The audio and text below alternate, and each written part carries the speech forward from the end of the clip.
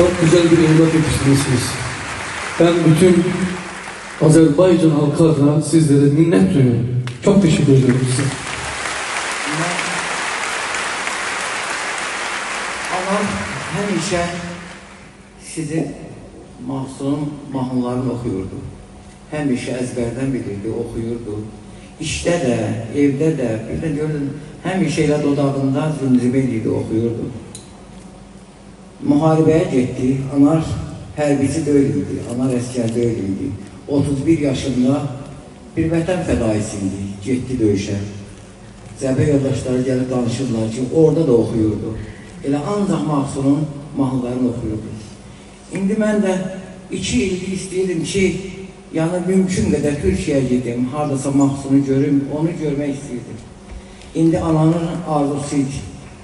İndi Allaha çox şükürlər olsun gəldim, Bakıda burada gördük, görüşdük. Bu da mən görə bilməsəydim, bu da mənim üçün bir dərd olardı. Sağ olsun, mənə yardım edənləri.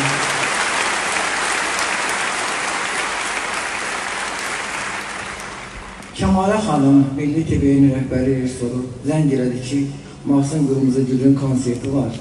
Səfil Dayı rayonuna mən arkadaşdan gəlmişəm.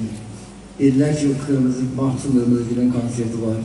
Gəlin, yəni bir imkandır, gəlin burada görün.